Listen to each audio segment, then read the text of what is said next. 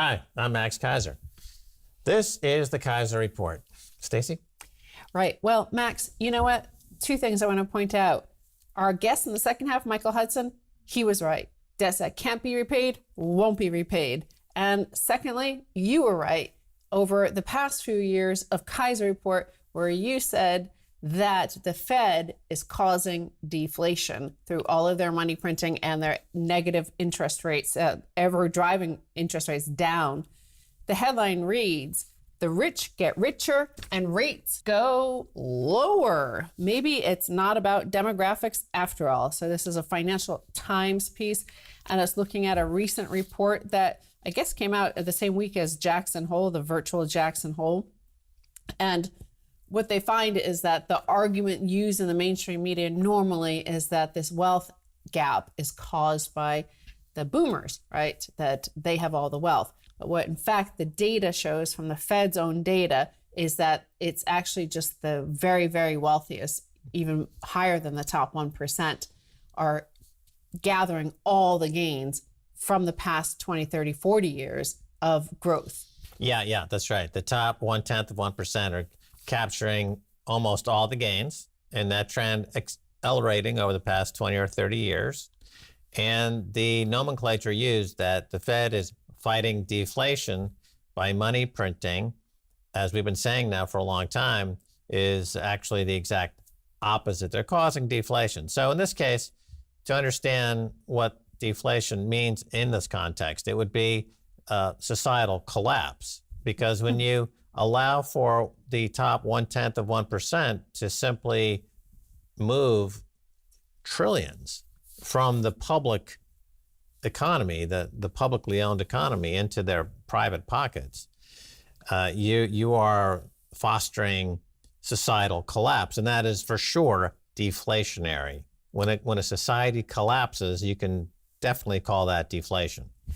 Well, even before it collapses, what happens is the data shows is that as manufacturing was sent overseas and wealth creation, normal wealth creation for ordinary people was sent overseas, all you had were rackets, right? And Ponzi schemes available here. So whoever had the Cantillon effect, whoever was closest to the Fed got the cheapest money. Whoever already had the huge assets when the Ponzi scheme started, I believe in August 15th, 1971, when whoever had that got to gain the most of all the money printing, all the credit pushed into the economy, whereby the bottom didn't. And they do ask, and they look at the point that why didn't all of the savings, so all the vast savings, the savings glut is actually with the top 0.1% of the population. They have massive amounts of wealth. Jeff Bezos has $200 billion.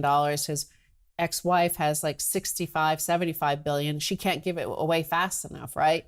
For the most part, those people are not investing into productive assets in this economy because obviously we don't have that. Like China produces everything, right? So that means that they're the biggest debt holders. All the muni bonds, treasury bonds, all that sort of stuff. They own all of that. So the governments and the bottom 99% owe the top 0.1% all this money. And they're paying more and more of their income to them. And they're gaining more, buying more assets, but also that capital that's going from the bottom to them is obviously a sucking sound, causing deflation for the vast majority, not for that top 0.1%, which is enjoying a very high inflation rate in their assets. Right. The way the U.S. government is funded is through the issuance of treasury bonds. And they pay the interest on those bonds by collecting taxes. Who owns most of those bonds, if not virtually all those bonds? The top 1/10 of 1%. So the government simply becomes a pass-through mechanism for people to pay money from their pockets through something called taxes that are just a fig leaf that hides the transmission mechanism of your money through the government into those who own these bonds. And because they own so many of these bonds, the interest rates available are quite low for them to go out and borrow and to speculate. And oh, guess what? Whenever they make a mistake speculating, they get bailed out again and again and again. So it's deflationary in the sense that society in America is collapsing. We haven't seen a society collapse on this scale since the Soviet Union collapsed. And this is exactly what we're seeing in America right now. Right. And the inevitable doom loop, and maybe this is just something that has to happen throughout history, why we have blank slates, why a new leader or a new government or regime has to wipe away all those old debts, because it gets to this point of a doom loop. And the doom loop, they point out that, and the names of these, the researchers are Mian Straub and Sufi, who they released this paper that argued that it's not demographics, but it's actually the rich getting richer that is causing all of this chaos. They disagree about why there are ever more savings sloshing around. It is not because the huge baby boom generation is getting older and saving more, a trend that will change direction soon anyway when they all retire.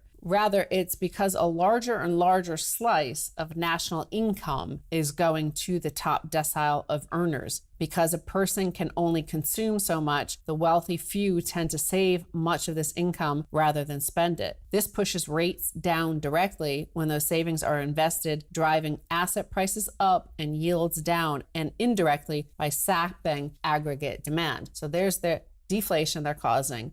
Now, the consequent deflationary economy for the vast majority leads them all into debt, whether it's credit card debt, mortgage debt, student debt, housing debt. All that stuff is owned by that top 1%. And remember, as you've pointed out as well, they get all of that reward, but get none of the risk of that deflationary economy for the 99%. When those debts collapse, they just take the pile of contracts and go, here, Fed, put it on your balance sheet. So that's why it's gotten even worse. That's why it's like going parabolic at the moment. Right. And as Dr. Michael Hudson points out in his many books, the U.S. went through a transition from a manufacturing base economy to pure financialization, right? And I witnessed it firsthand starting in the 1980s under the Reagan-Thatcher deregulatory boom.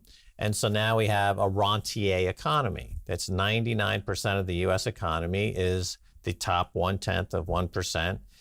Charging interest on everything. If you notice, just about everything out there now, the prices are going up because the rentier economy feels that they're in an oligarchic position. There's no pushback by regulators, and there's no manufacturing competition. There's nobody competing with anybody in the financial markets. It's all been turned into a very small oligarchy, and we have oligarchs. We have the same thing again. You go back to the Soviet Union. America has an oligarchy problem. There's too many oligarchs, not enough actual productive jobs. Well, oligarchs tend to arise out of like the commodities business. So you're blessed with this huge abundance of gold or oil or any commodity that just there to be taken. There's no wealth creation needed. Like you don't need to be super sophisticated and invent a great technology or anything. You just take it out of the ground and sell it, right? That's what we have in the United States is there's no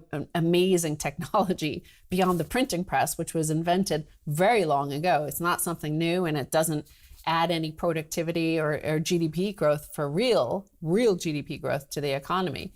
And in terms of like where this goes, the societal sort of breakdown, I mean, you do see it. Max and I are starting to see it where everybody is, on one hand, it's like maybe an Atlas Shrugged sort of thing. It's like, well, there's no getting ahead. There is no meritocracy. And I'm not going to ever be friends with the New York Fed.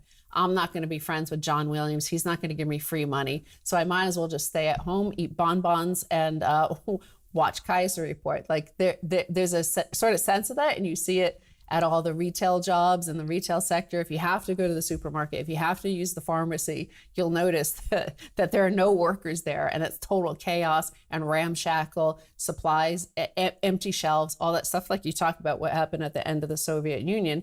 And on the other hand, it's kind of what, you have the national problem of this wealth gap, but also international. So Americans and some of the Western economies are able to just stay home, not lock down, and get paid more, but somebody's paying for it somewhere. Like the gap between us and what they can do in Latin America or parts of Asia or Africa is that's also starting to break apart. Right. And you have to remember, of course, that the money printing is causing inflation to rise a lot faster. Yeah. The purchasing power is falling apart faster than people are getting transfer payments from the government. Now, if you're Hank Paulson or John Paulson or any one of these hedge fund managers out there, you can insulate yourself and profit by this unfortunate circumstance where the financiers are captured the rest of the economy. But for the vast majority of folks out there, they simply take the brunt of it. They simply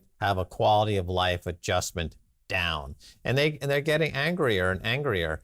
And one would understand why Americans are getting angry, because they're going from a meritocracy to neo-feudalism, right? Or as Gerald Celente calls it, the Slavelandia. Slavelandia. Well, yeah, it happened. It's too late, and they're only just beginning to notice it. And that's what the FT opinion piece concludes with, that they say that, a further note, I think if these Mian, Straub, and Sufi are right, the political implications are particularly nasty. Inequality, in their view, is self-perpetuating, with a feedback loop running through low rates. Excess savings of the rich depress rates, low rates push asset prices up, the rich get richer still. Many governments, however, are engaging in monetary policies that in all likelihood make the flywheel turn faster. Right. So what we're going to have in the U.S. starting right now is class war.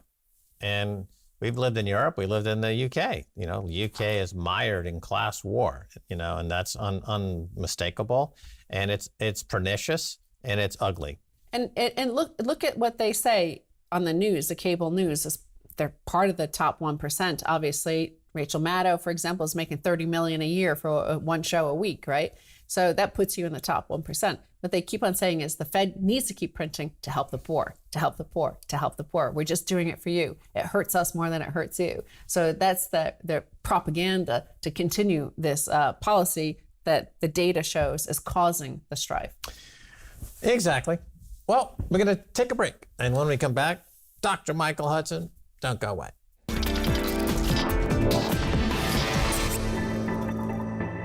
Welcome back to the Keiser Report. I'm Max Keiser. Time now to turn to Dr. Michael Hudson. He's the author of Super Imperialism, which is about to be available once again in its third edition, coming out at the end of the month. Dr. Michael Hudson, welcome back. It's good to be back, Max. All righty. So the book is called Super Imperialism, The Origin and Fundamentals of U.S. World Dominance. When did you first publish it, and what's the main thesis? I published it in September of 1972, just 13 months after the United States went off gold.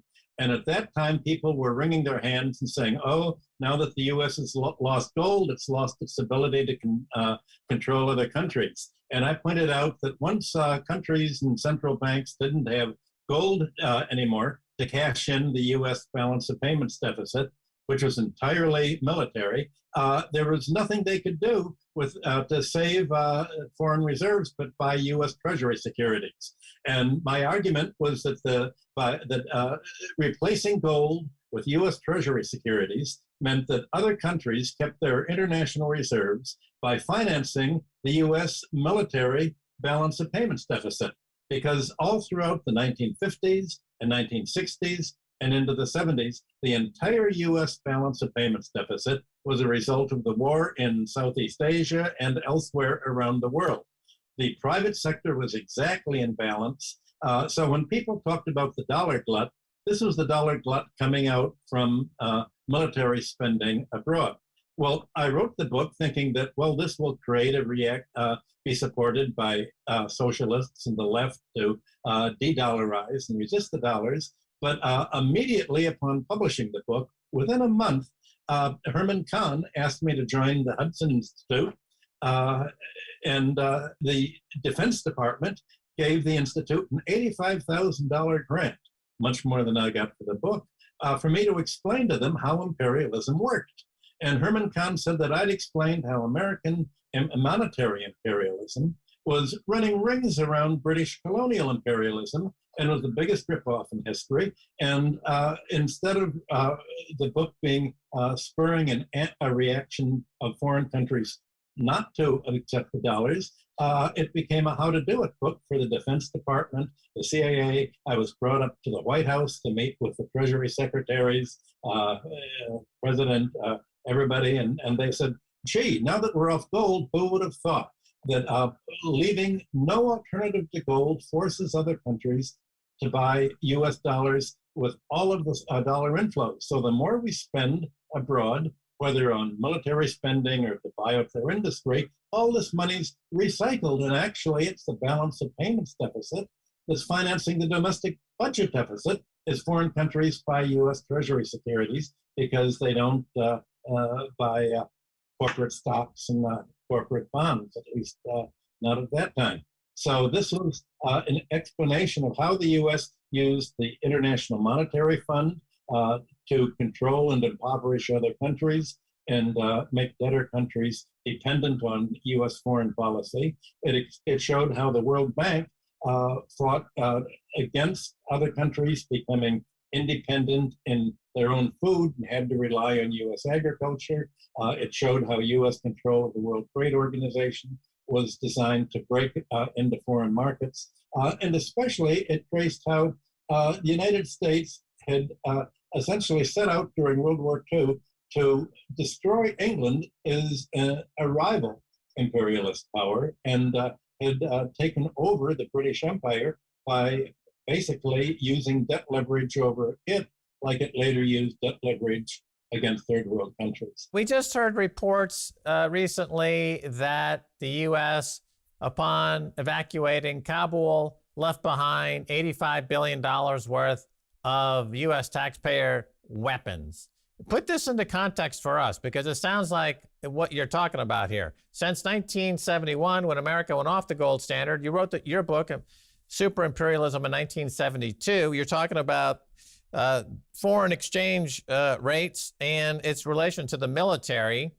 And okay, so it seems to me that this is a good example of what you're talking about. So being on a dollar standard, as we have been now since 1971, a fiat money standard, I should say, not gold-backed, allows America to do stuff like just shower money all over the world because they just print it, right? And it has no accountability, and it's just printing money, number one. And number two, the wars in these foreign territories, you mentioned Southeast Asia, which of course is Vietnam, and what we're seeing in the Mideast, and America's empire. It's one where to maintain the trade, we have to maintain a trade imbalance, right? As Stacy is always saying, to keep the dollar as world reserve currency.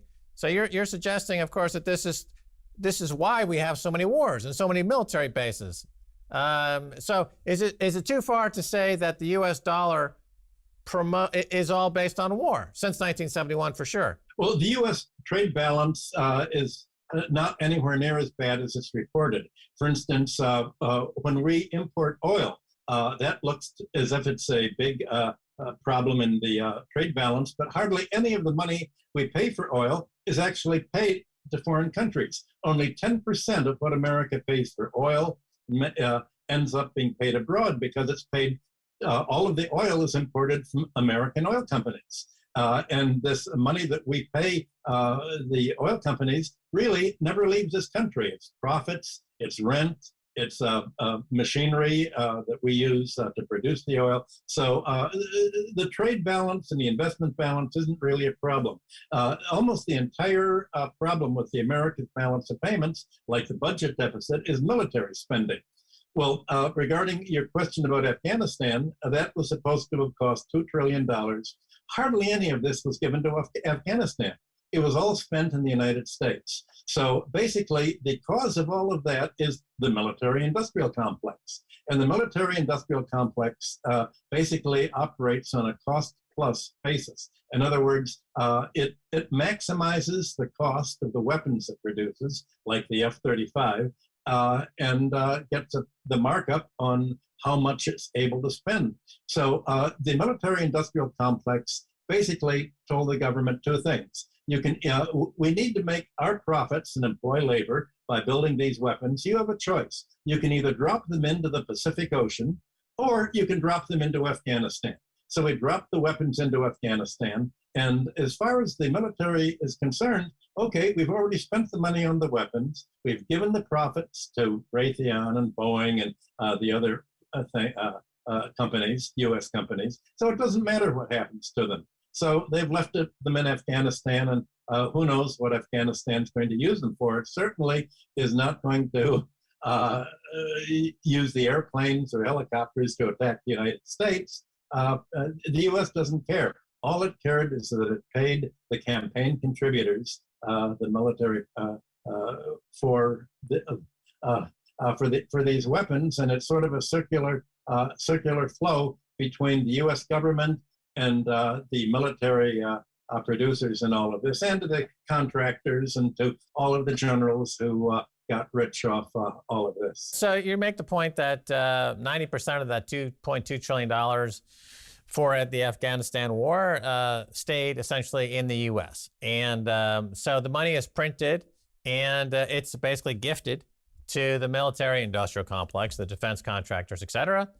And but what's interesting, though, is Dr. Michael Hudson, is that we see the exact same thing happening with the banks and their relationship to the government in terms of the money they're supposed to be distributing for programs like food stamps and other transfer payments. 90% of it stays at the banks. It doesn't actually reach the people that it says they're supposed to reach. So here you have two sectors of the economy, military and banks, which are probably, by extension, you'd have to say that would be more than 50% of GDP. It's probably closer to 75% of the entire GDP of the United States is based on two major industries that are engaged in this fraud of inducing the government to print money and then keeping it. And they use it. I guess the propaganda is they're going to free the people of Afghanistan by keeping 90 cents of every dollar they print. And they're going to help the poor people in America by keeping 90 cents of every dollar they print. So is that about right? Yes, the prime directive of the Federal Reserve and the Treasury is that the banks and the 1% cannot lose any money. And so they're worried right now because of the COVID crisis. So they've said, we're going to give an enormous amount of money to renters and to mortgage borrowers so that they don't get evicted. Well, they give the money to the renters to pay the landlords, so the landlords can pay the banks on the mortgages that they've taken out to buy the property.